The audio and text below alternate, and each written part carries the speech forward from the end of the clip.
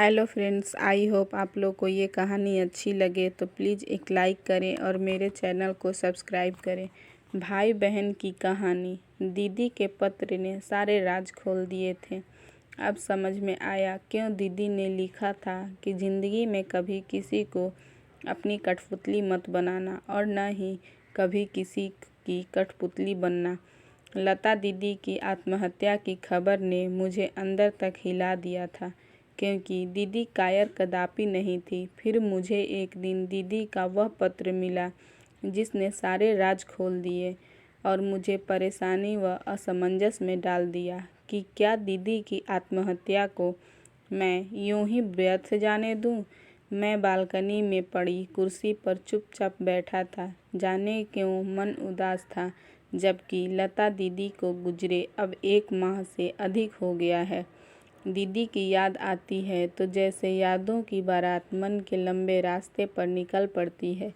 जिस दिन यह खबर मिली कि लता ने आत्महत्या कर ली, सहसा विश्वास ही नहीं हुआ कि यह बात सच भी हो सकती है, क्योंकि दीदी कायर कदापि नहीं थी। शादी के बाद उनके पहले 3-4 साल अच्छे बीते। शरद जीजाजी और दीदी दोनों भोपाल में कार्यरत थे। जीजाजी बैंक में सहायक प्रबंधक हैं।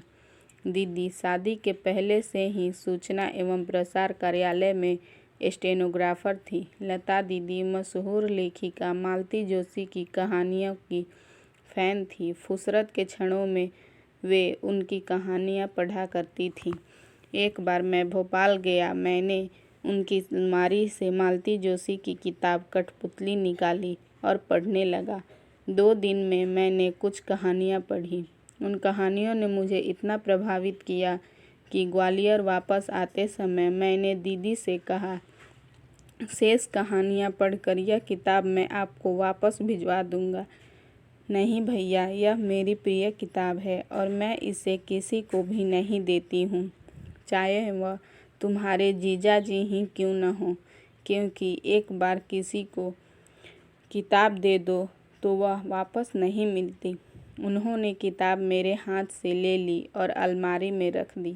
जब कभी 2-3 दिन की छुट्टी पड़ती तब वे हमारे यहाँ आ जाती। 2 दिन साथ रहते। उस दौरान हम पार्क में घूमने चले जाते, कभी कोई अच्छी सी फिल्म देख आते। इस प्रकार हंसते खेलते 3-4 साल निकल गए। एक दिन जब मैं दफ्तर से घर आया तो मालूम हुआ दीदी आई है। मैंने माँ से पूछा तो उन्होंने बताया कि वे अपने सहेली प्रेमलता से मिलने गई हैं। कह रही थीं कि उससे कुछ ज़रूरी काम है। रात करीब 10 बजे वे घर आईं। मेरी नज़र उनके चेहरे पर ठहरी तो लगा कि वे कुछ परेशान हैं और उनके चेहरे पर पहले से खुशी नहीं है। वे सीधे अंदर के कमरे में चली गईं। मुझे लगा शायद कपड़े बदलने गई होंगी, लेकिन जब बहुत देर गुजरने पर भी वे ड्राइंग रूम में नहीं आईं, तब मैं ही अंदर के कमरे में चला गया। वे उदास चेहरा लिए बैठी थीं। मैंने पूछा तो बोलीं, अरे कुछ नहीं भैया, यात्रा करके आई हूँ, उसी की थकान है। मुझे उनकी बात पर यकीन नहीं हुआ। मैंने कहा, दीदी सच कहूँ आपको छिपा रही हैं, लेकिन आज आपका चेहरा आपका साथ नहीं दे रहा। क्या बहन की शादी के बाद एक भाई इस लायक नहीं रह जाता कि वह बहन के मन की बात जान सके? यह सुनते ही वे फपक उठीं और एक अविरल अश्रुधारा उनकी आंखों से बहने लगी। अब कुछ बताओगी भी या केवल रोती ही रहोगी? मैंने उनके आंसू पोंछते हुए कहा, भैया हमारी शादी को अब 5 साल 4 माह हो गए। इस बीच मेरी गोद नहीं भरी। इसी कारण आए दिन घर में विवाद होने लगे हैं। पर इसमें आपका क्या दोष है दीदी? पर भैया मेरी ननद और सासू जी मुझे ही दोष देती हैं। हो सकता है दीदी दोष जीजा जी में हो, लेकिन इस बात को उनके घर का कोई मानने के लिए तैयार नहीं है। वे तो यही रट लगाए बैठे हैं कि दोष मुझ में ही है। ठीक है दीदी, मैं आपके साथ भोपाल चलता हूँ और इस बारे में जीजा जी से बात करता हूँ। मैं दीदी के साथ भोपाल गया और आधी रात तक उनसे इसी विषय पर बात करता रहा।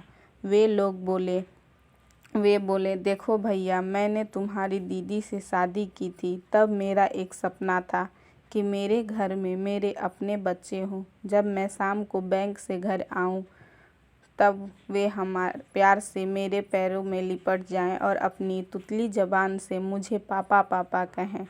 फिर मैं उनके साथ खेलूं, उनको हंसते हुए देखूं तो कभी रोते हुए। उनको अपने कंधे पर बैठाकर गार्डन में घुमाने ले जाऊं।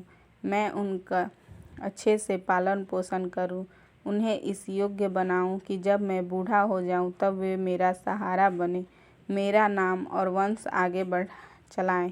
फिर पंडे पुजारी भी कहते हैं न कि जब तक अपना पुत्र पानी नहीं दे तब तक मरने के बाद भी आत्मा को मुक्ति नहीं मिलती।